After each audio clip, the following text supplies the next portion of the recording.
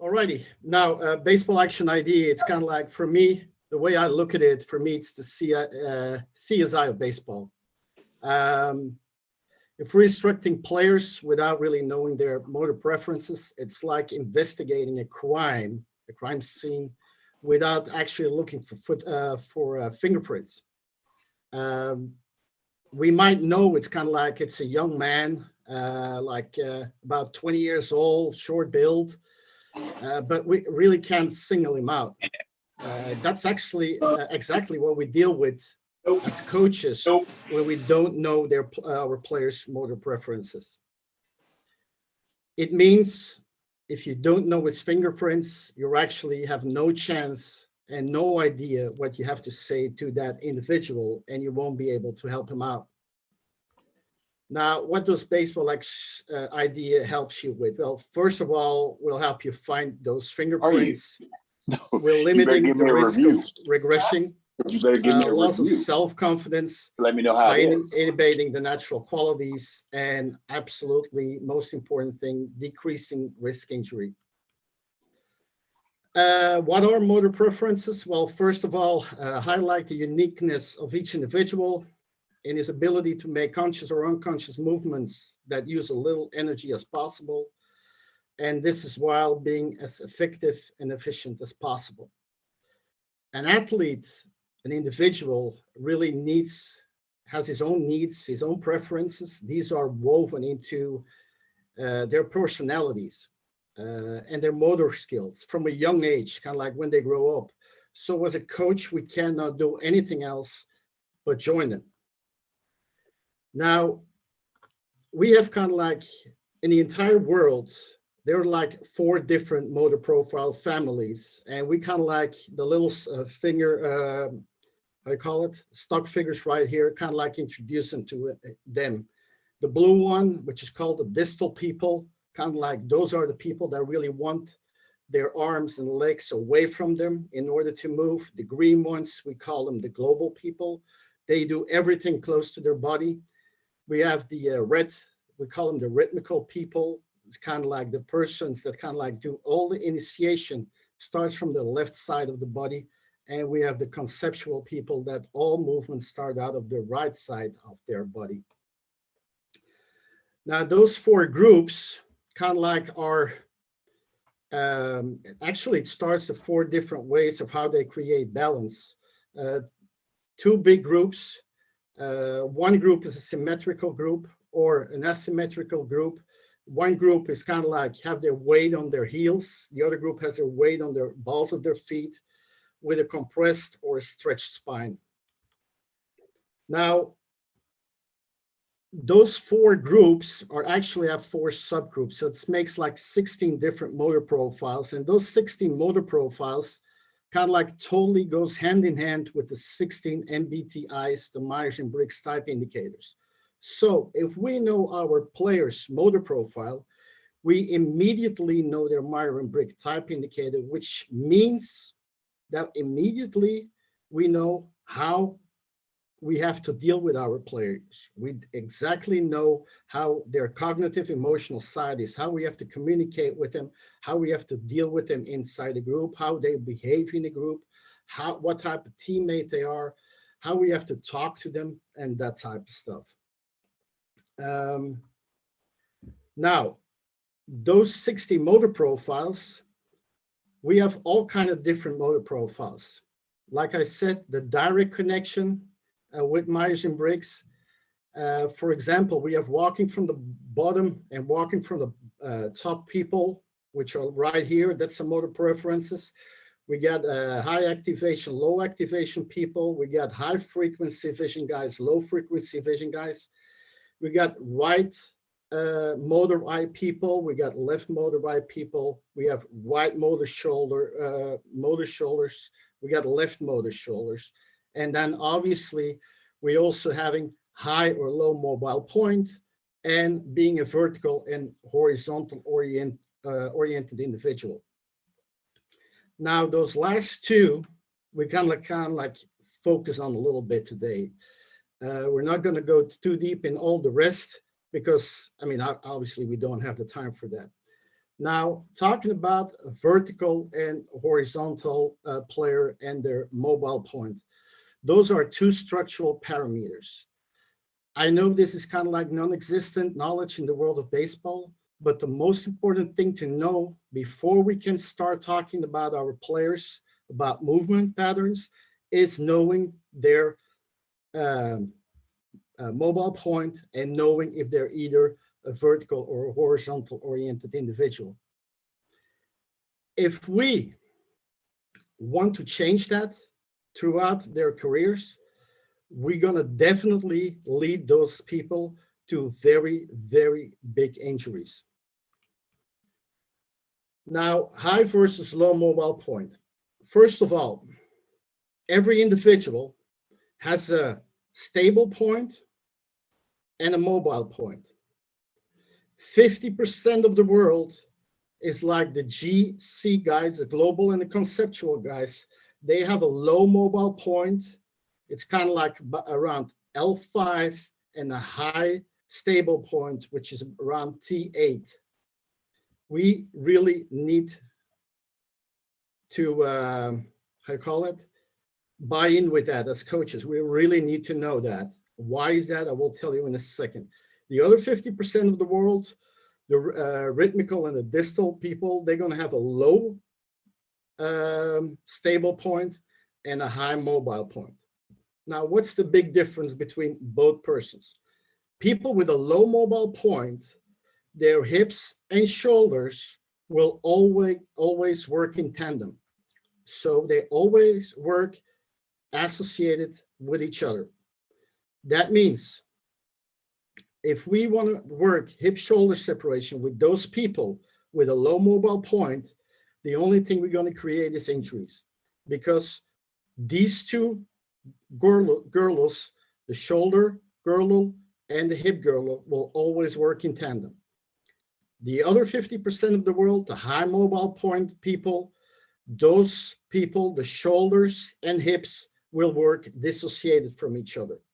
Okay, if you look at right here, okay, you'll see the difference in hip shoulders right here with those golfers, where you would see here, this is like working together, okay, and then obviously with Verlander, you see it works together, and obviously right here, Verlander, and I forgot about the name of the Tampa Bay guy, this will work dissociated from each other. Now, if you look at it, if you look at that, and we take the right here, the start of the 100-meter dash at the Olympic Games, you see the difference in the runners, how they start. If you look at lane number 2 right here, the red runner, he's an horizontal guy.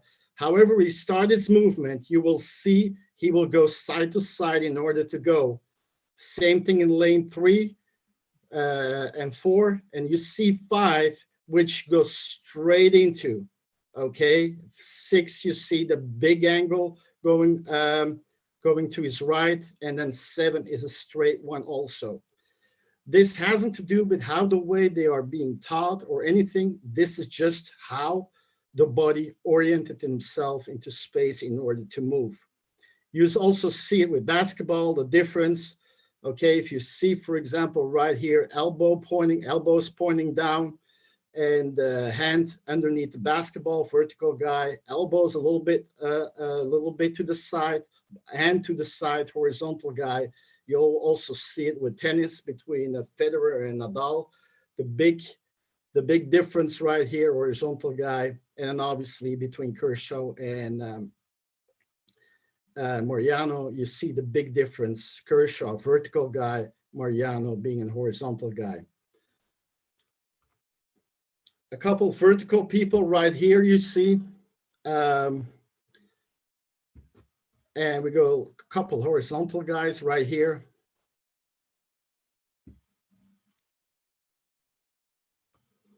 Now, it's the same thing, for example, with hitting. I mean, it's the same thing. If we take a look at, oops. Yeah, it's a little video. I don't know if it's going to work, but you see his setup. When you see his setup, the angles of his elbows are pointing down, so he's a vertical guy. Same thing as, for example, Kershaw was as a pitcher. Same thing when they end up for hitters. Horizontal people will always lean back a little bit, or always have when they're finished, they're on an angle. Vertical people will be more straight up. Here you see the example with a hitter. Now, towards pitching, why is it so important? Well, it's very important to know because that's the way how we can determine their release point, their most natural, healthiest release point. And the release point will be set by either being a vertical, horizontal guy and having a high or low mobile point.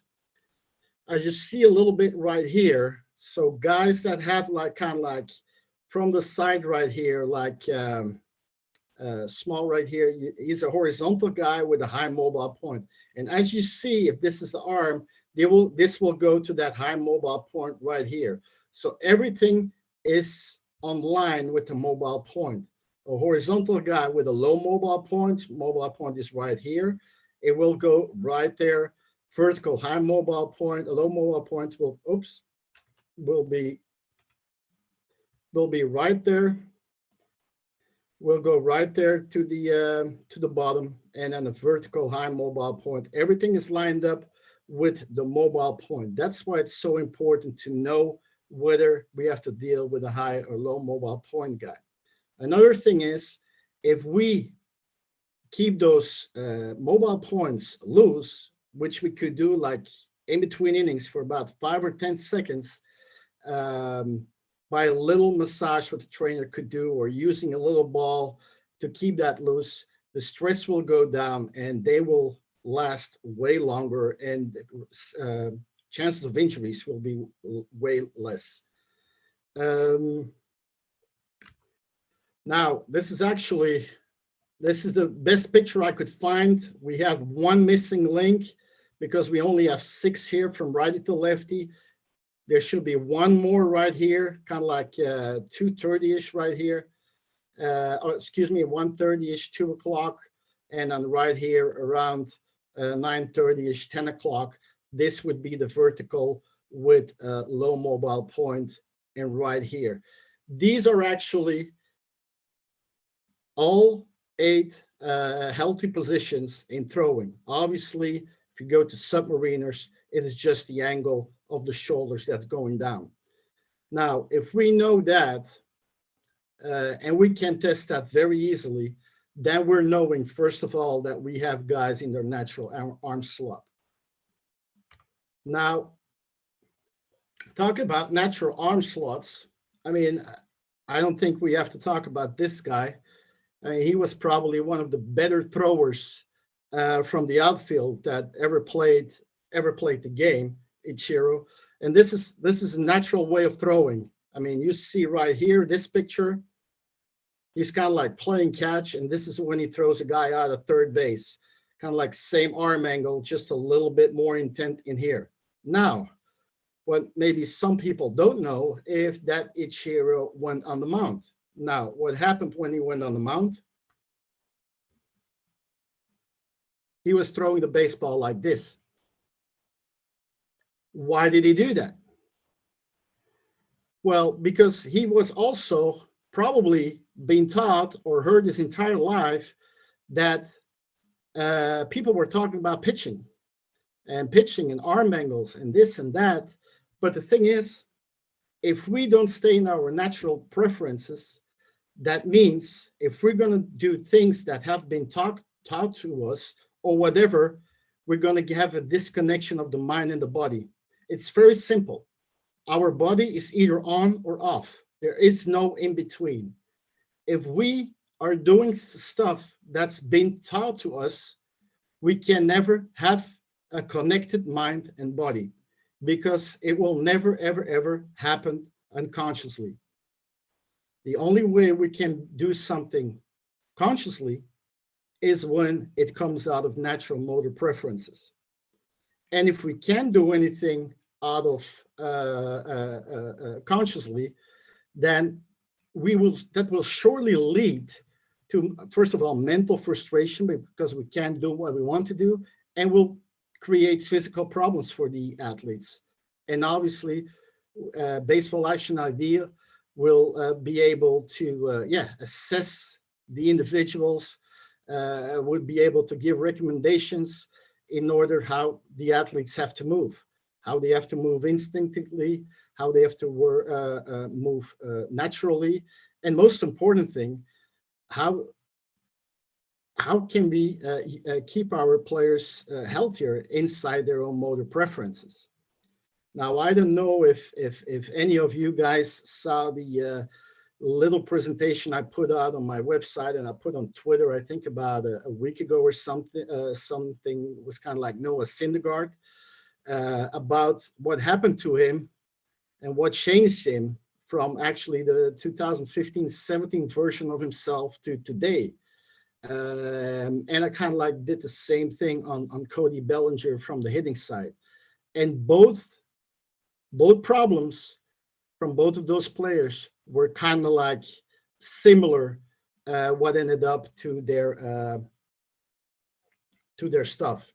Now, first of all, before I go further, you can go to my website, www.baseballactionidea.com and baseballactionidea@gmail.com. You can send any emails you would love to do if you have any further questions. For now, I'm gonna give the word to you guys if you have any questions about this topic, and we can kind of like talk further about it. But I'm first gonna find the little thing back in order to be able to see all of you guys and give Alan the how you call it, the host again. Yeah, thank you, Steve. Awesome. And please, anybody, if you have any questions at all, now's a chance. You can just unmute yourself and fire away. Yeah. How did you come up with? Is there some sort of test, or is it just observation of the? No, we have there are tests. Obviously, it's actually very small testings. We don't need. Yeah, sorry about this guy. I'm looking for the. There are testings. We don't need a $20,000 or $30,000 software. I know Brent is in the room. I saw Brent during spring training, and I did just a couple brief tests with him, which is kind of like manually with him physically. I can do like an entire profile of an individual in like let's call it in about 5 to 10 minutes. I have an entire profile of the individual. And I don't know what's happening right here, but I cannot find the stuff. But it's testings. Couple tests we do in order to see if you're vertical, horizontal, high, low, mobile point, whether you're walking from the bottom, walking from the top guy, that type of stuff. Let me, can everybody hear me? Yep. Yeah. Steve, good to see you. This is kind of fascinating stuff. And what got me involved with this is there's a golfer, a couple people went to a pro golfer named Mike Adams. There's a YouTube thing on Mike Adams, and he's done something similar where he's found that these golfers are either linear, rotational, or vertical type, their motor preference and the way they move. And you see some of the best golfers in the world that are vertical. DeChambeau is one of them that can hit the ball a long way. And I kind of started to kind of find this fascinating when Steve did a quick little thing with me. He did a little presentation on myself. I was a neophyte on this. I had never heard of it, didn't know anything about it. And that's one of the reasons why I think he's on to something here, although he does get a lot of blowback from other people that are not buying into this thing. And I know some of those people, but I think we owe our due diligence to kind of see what this has to offer. Because I know a lot of times as coaches, we become very frustrated when we can't get through to a player and we're trying to stick a square peg into a round hole. and there may be some real validity to this, and that's why I find this fascinating. I think Steve, I know he got this, and the test he did on me was very quick. He did a quick profile on me. I have it somewhere here. I'm going to revisit it after this is over with, but Recording in progress. I think it's pretty good stuff. Okay. Brent, Yeah, All right. one- I'm gonna get ready to sorry. get on my call here soon. all right, hey guys, Yeah, Excuse me. she's home. She's home. come on, mute yourself. Sorry, if I anybody don't. just logged in, please mute yourself. Just wanted to add something too on top of Brent. When I first started in 1990, which sounds like about 10 years ago or 50, I started in the metal game. And when I first walked into rooms, whether it was a high school, college, it was amazing the looks that I got. Yeah, hi. I was wondering if you could help me Robert, with some can you- reservations. Just Robert, had a Robert, can you thing please that help mute me. your? I have the power to do that. Wow, power. So I would walk into rooms. I would talk to people till I was blue in the face. And I was trying to say, look, meditation, visualization, breathing exercises, relaxation. This is life-changing stuff. And it was so frustrating because I had lived it and I had worked with enough players to see the feedback. And between the blank stares and the head shaking, it was very, very frustrating. And so to Brent's point, and I know with Perry, with effective velocity, it's fascinating because here we are. I feel like Steve's a pioneer. And maybe right now, as Brent said, it's hard for people to completely process because it's new. But I would just have a really open mind and just keep looking into this, because I know 30 years later, after fighting so hard for the mental game, it's actually so encouraging and meaningful how mainstream the mental game is now. And it's so funny because 33 years ago, it was a really tough sell. So I just wanted to add that to Brent's point. And we still have some good time now. So Brent, I'm not sorry if I cut you off, but if you want to finish up on anything, Brent, or if anybody else has questions, this is why we're here. It's for you guys. No, I just wanted to kind of chime in that it's, I'm new to this. I'm trying to wrap my head around it a little bit. I've known Steve a while, and I think that again, that this is just something to we all have our own philosophies, and we just we have to be open-minded and see if there's different ways to get through to players. And I've discussed this with some people in the DBAX organization that know about it, and we're still trying to come to grips with it. And that's one of the reasons why I'm so glad that you invited Steve to be on this thing. Thanks, Brent. We have. Sorry, Greg, you want to ask? I'm sorry, Greg, go ahead. I think it was me, Bill. Hi, Bill. Bill, fire away.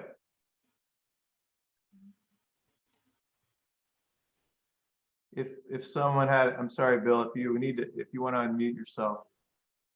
Okay. Oh, okay. Sorry.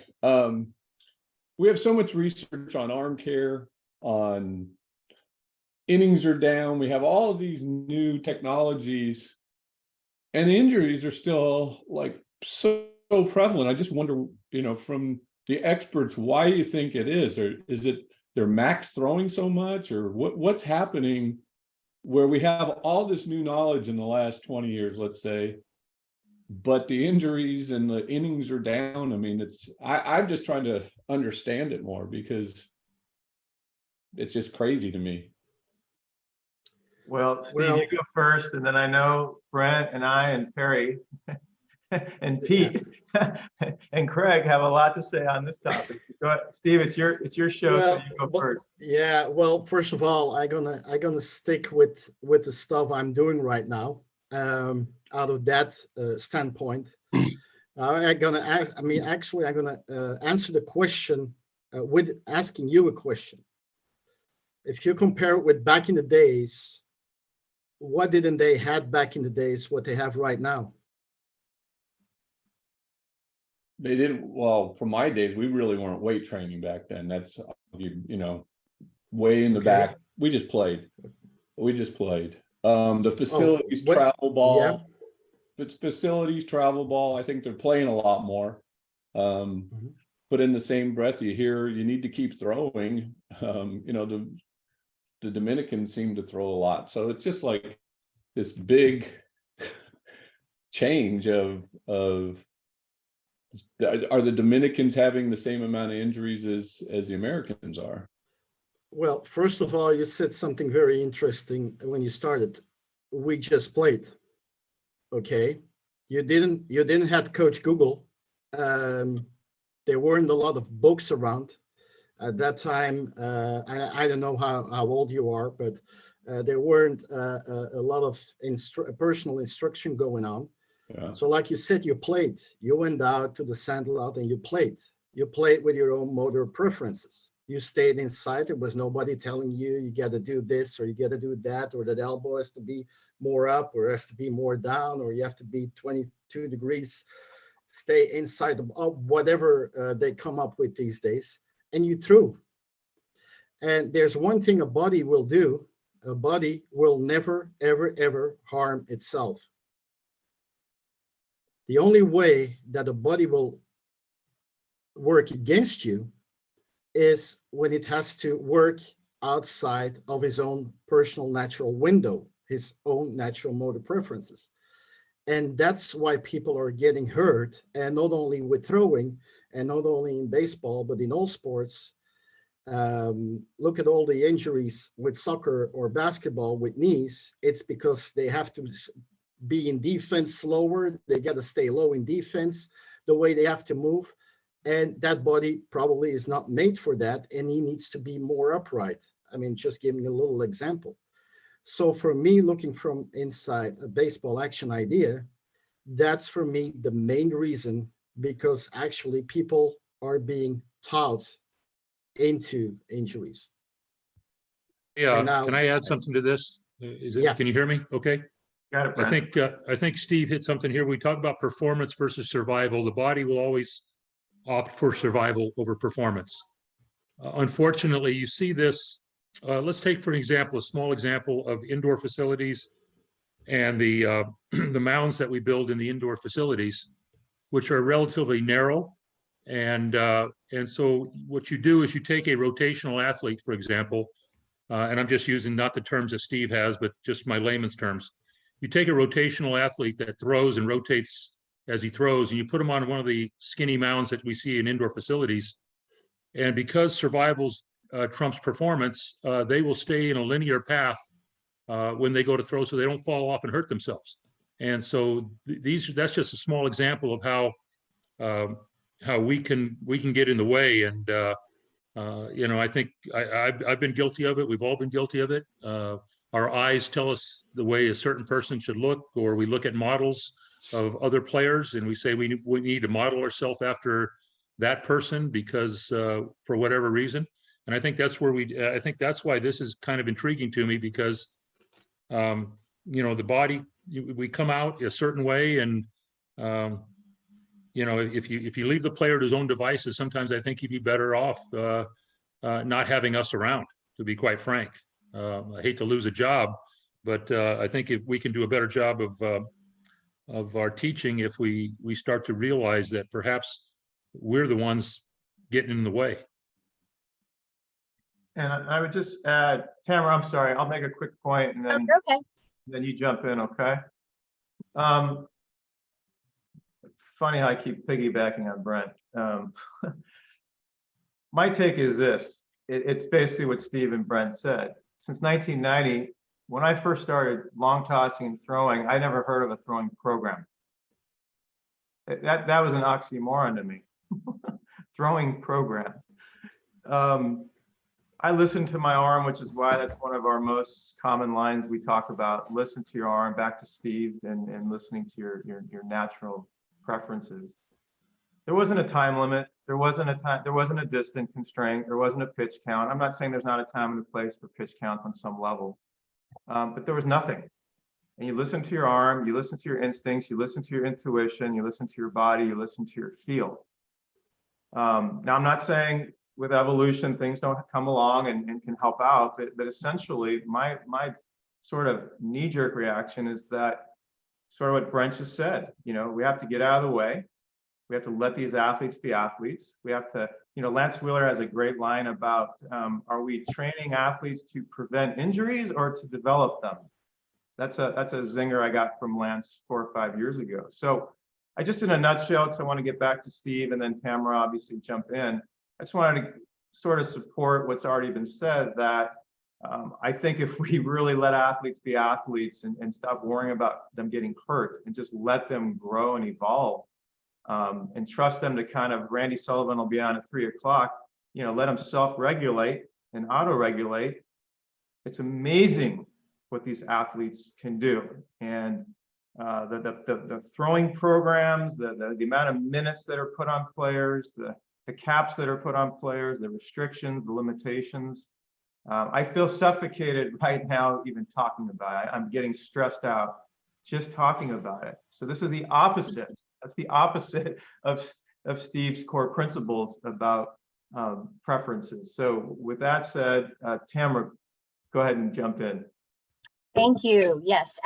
So I'm a mental performance coach based in Atlanta and have a son who plays baseball, and kind of grew up in a baseball family. So my interest is really to understand, Steve, kind of at what age should an athlete be tested, is part one. And then is puberty a factor, right? Or kind of what's that optimal age? And then what is your vision for baseball action ID, knowing that there is going to be objection? Kind of what does that look like from your perspective?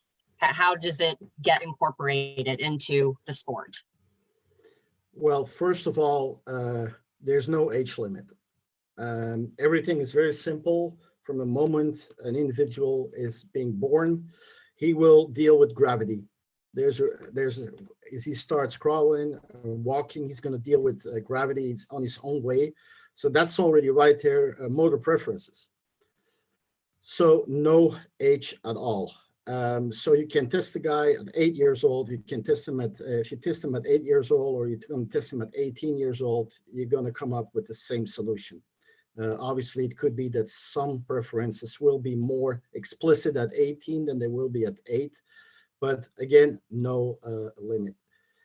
Regarding baseball action idea, well, if you look at a lot of sports these days are already using it. Just look at, I mean, World Cup is going on right now, soccer. If you look at, if you, a little bit at home in soccer, in the soccer world, if you see what France soccer, national soccer has been doing the last 10, 15 years, they've been doing that for 15 years right now. And if you see kind of like they're top of the bill internationally, I mean, they have a couple of injuries, key players this year, but their national team. But a lot of teams in the in their national league are working with that. I can't say it, but the National Predators, they have a couple of Swiss hockey players. They're using it. A lot of individual sporters are using it. A lot of Olympic sporters in canoeing. Like you see, it's a lot of diverse. Liverpool soccer, Ajax Amsterdam is using it. So the bigger clubs in soccer are using it these days. And obviously, it's only about 20 years old, this. So it's actually very, very young. And new things are coming out every single day. And especially in the connection with the cognitive and emotional side, which is for a mental person like yourself, huge. So yeah, right there, it's very, very interesting, that entire program right there. I'm fascinated by the difference between the mobile. How would you determine, and I can't remember the two terms between high and low mobile point, you mean? Yeah, that part's pretty fascinating to me. Well, I mean, actually, I mean, it's kind of like, I mean, we're all sitting in a chair right now. We kind of like do a little test for ourselves. If you go a little bit forward on your chair, you sit straight up, kind of like imagine that you were sitting in a classroom back in the days, and your buddy who was sitting right behind you is asking you something, and you want to turn yourself and talk to him. Now, let us turn and talk to the buddy behind you. And already right there, you're going to see difference. People that would be able to turn their shoulders, and other people, they kind of like have to lift up a little bit their butt in order to be able to turn all the way around. So that's already a very small test you could do, kind of like to see the thing. I'm kind of like exactly in the middle of that though. So that's what's weird to me about this is I'm like right in the middle on that. If I look to the one side, I have to lift a little bit. If I look to the other side, I'm able to do it. Yeah, but that has something to do, and that's another thing that comes in, and that's the motor shoulder. Because your motor, we have kind of like when we're standing up, kind of like one shoulder is always a little bit, I mean, I'm exaggerating right now. One shoulder is always turned a little bit more forward. So that side, we're going to have more trouble turning instead of to the other side. For me, it's my right shoulder, so it's going to be easier to turn that way. Now, knowing in throwing would be very important because, for example, I have a right motor shoulder, okay, which my right shoulder is a little bit more forward. So I will be a guy that's going to be short in the back and long out in front. Okay, if I would be a guy that could throw right-handed and left-handed, I would be as a left-handed, long in the back and shorter in front. Steve, can I ask you a question real quick? Yes. Yeah, okay, so I did your little test, and does it, I found myself, I had more mobility when I kind of lifted up and turned than if I didn't. Would that be a low or a high point for me? No, that would be a low mobile point for you. So I have a low mobile point because for me to talk to my guy behind me in class, I had to kind of raise up a little bit and turn, and I felt much more comfortable than just turning. Correct. And I think if I remember correctly, that was the little testing I did when I put my two knuckles on your spine, kind of like, I mean, and if I remember, you were a low mobile point. That was a test we did right there with the knuckles. Right. And I'm here to tell everybody the test is not invasive or takes a lot. And this is the test that this Mike Adams did, the golf pro, when he basically, and the two golfers that have gone to him and have seen him, they swear by it. They say they swing better now. And I had shared that information with Steve. And though they're using different terms, they're using linear, rotational, and vertical. It kind of fell in line with what Steve had introduced me to in a very short period of time in spring training. So Brent, can you tell me, I'm not sure if you know, but so with the golf pro, I'm trying to imagine how a golfer would relate to, whether they were more upright or more out, their posture would be a little bit more out over okay, well, think of it this way. If you watch, and I used to be a pitching coach that said, head's got to be over belly button, split the stride lengths for maximum rotation of the body. But you look, I have Gallen who throws exceptionally well. He's a vertical kind of guy. When I started to look at my guys, and his body is forward of midline. There are other guys that are behind midline when they go to throw. And Deschambeau, for example, who hits it as far as anybody, he's a vertical guy that gets way on his front leg and basically catapults off that front leg, much like I would say that Henry Aaron might be a vertical guy, or maybe Clemente, are those kind of guys when you looked at the way they swung the bat. Perry, that's the only thing I can kind of guess. I'm just trying to figure out how many people I've messed up by trying to get them into I'm with a posture that they might not. I'm with you, and that's why I find this fascinating because we don't know what we don't know, and this is and I will tell you, Steve's going to get some blowback on this from some high-profile people that are out there. In fact, one of them's coming on later on this show. That if you brought it up to him, he's gonna say this is bullshit. That there's been no documented evidence that this stuff works.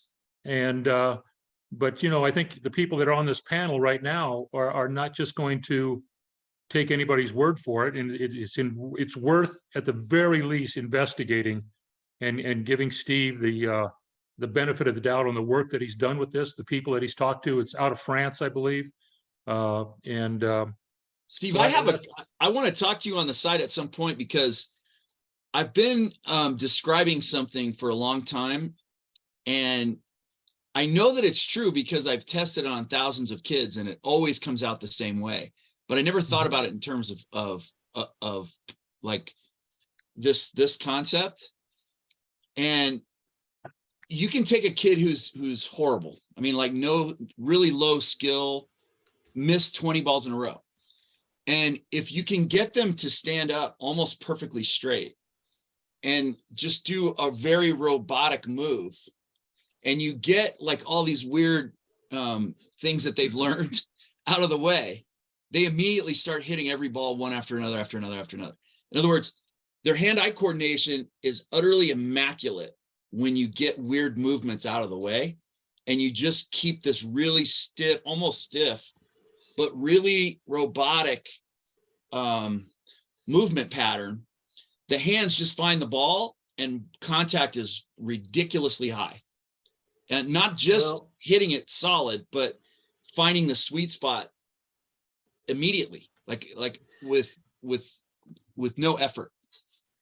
Well, Perry, I'm actually happy you say that. It seems like it would go with this, to be honest, is why I brought it up. I'm happy you bring it up, because can you guys imagine that there was a coach in his lifetime that told Hunter Pence how to throw or how to swing a bat? Yeah. I mean, that's the best example you have right there, you know? I mean, and on the other hand, can you imagine that, for example, Pedro Stroman's pitching coach or Nolan Ryan pitching coach told Madison Bumgarner, and to come back on your question to Brent about that, when you said about the pitching, and I don't remember the correct question how you asked it, but the question you asked was related not between a vertical or a horizontal guy, but that had to do pitching wise if they're walking from the top or walking from the bottom people. Now, what is that? Walking from the top, well, actually everything is because of the center of gravity. This is the hip joint and this is the nose. So this is the front side of the individual. 50% of the world have their center of gravity in front of the hip joint. The other 50% of the world have their center of gravity in the back of their hip joint. Now, in order to start moving, the people that are in the back of the hip joint, when they want to start moving, they have to put their hip joint, push it forward in order to be able to start moving. Those people will have all their weight on their heels. People that have their center of gravity in front of their hip joints, these are the people that have to start a movement in order by moving the shoulders or head over the center of gravity in order to be able to have a movement going. And these are the people that have all their weight on the front of their feet. And that's already a big difference for a pitcher. How is it going to work? Is he going to be on his heels? Because, hey, yeah, if we talk about bring your weight on your balls of your feet, what we all say, we're going to hurt 50% of our athletes down the road. Let me say something in a real type thing. And Randy Sullivan will probably talk about this. I got caught up in the glute load, weight on the heel. When you really look at Scherzer, he's a ball of foot guy. You look at Verlander, he's a heel guy. And here I was trying to force everybody to do one thing. Had I had Scherzer on my staff, it'd have probably been, he wouldn't be Scherzer, had he listened to me. So, I mean, that's where it's frightening to think about, where I had a situation in the ALCS with Luis Garcia, who had his post foot on the rubber differently, hurt his knee. We changed it. He added 5 miles an hour in his next start in the ALCS. That was residual that I did not expect. He went from 91 with giving up a grand slam to Martinez to 6 perfect innings in Game 5 when we took the Red Sox out. And I was just trying to get him on the mound because we didn't have anybody else. And so that was a small thing that got a residual effect from a very small different movement. And he may have been a more linear guy, or his hip joint might have been in the back or in the front. I didn't have any clue. I had no idea. So trial and error. Happy accident. Yeah. So we're about 5 minutes to go. For those of you who are on, Craig Giannino from USF will be our next speaker on mental skills and culture and leadership. So we just have a few minutes. So if there's any last questions, Steve, you want to say anything on the way out? Well, I mean, if nobody has a question, I want to kind of like in the same line as. Sorry to interrupt you. Greg, do you want to fire up? But you have to keep the answer pretty short, Steve. Greg, you want to fire away? Sure. Can you hear me okay? Yep. All right. Thank you for the invite. My question is, my son is a baseball player, but he also plays football, and he's 14 now, and so he got into weightlifting, and his first love is baseball, so he'll eventually go that way. But my question is, and I've heard he's a catcher, not a pitcher. He's never been on a mound, so he's a catcher. But I've heard different things about bench press with the AC joint affecting velocity. And I know his high school, they do a lot of weightlifting in the fall, pretty solid program. I don't know what type of weightlifting they do. So my question is there any basically bench press incline, whether it's with a bar or dumbbells? Is there workouts with weights with the bar that we should stay away from so it doesn't affect the AC joint for velocity or for any other reason? That's my question. And thank you for allowing me to be here. Yep, Greg, thank you for the question. Time-wise, I don't think we can really answer too much to that. Randy Sullivan is going to be on from 3 to 4. And I think he's really the expert to ask that. Not that anybody here couldn't help you out. Okay. Steve, if you want to make a quick comment on that, but we just really have 3 minutes to wind up. So, but Greg, if you can, try to pop in on the 3 to 4 meeting with Randy and ask him, because he's going to have a dictionary of an answer. Steve? Well, I mean, I'm not going to go too deep in that. The only thing, if I want to go to sing out of baseball action ID and gym work or strength and conditioning in general, that's another thing I just talked about, being a walk from the top or walk from the bottom guy. It's being a plyometrical or a concentric guy, which means if you're a walk from the bottom guy, means you're a concentric guy, and you can do only about, in your entire workload, you can only do about 20 to 25% of your entire workload can be plyometric exercises. If you go above that, you hurt your body. If you're a walk from the top guy, which means you're a plyometrical guy, your entire workload in the gym could be about 70% plyometric. And that's kind of like how far I want to go right now about the gym work and the strength and conditioning part. Perfect.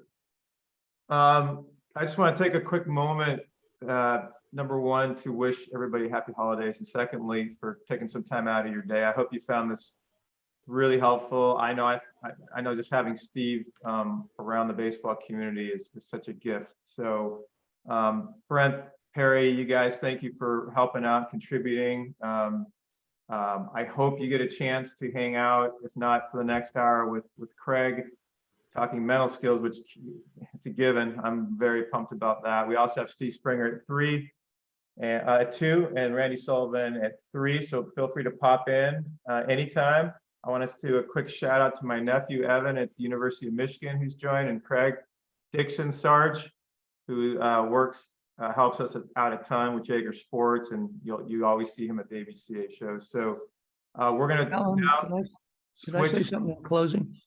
Pete, yes, for sure. Yeah, I met Steve in Germany at the beginning of COVID. And I had been doing some of little bits of the thing that he's been doing, because I noticed when I was trying to be a shortstop at USC, Pat Harrison was a teammate of mine, and my shoulders, where my mobile point is, moved all over the place, and he never moved his. He made All-America, by the way, and was a great coach afterwards. But what Steve had to say to me back then was, I think, the beginning of the work he's done on all of this stuff now.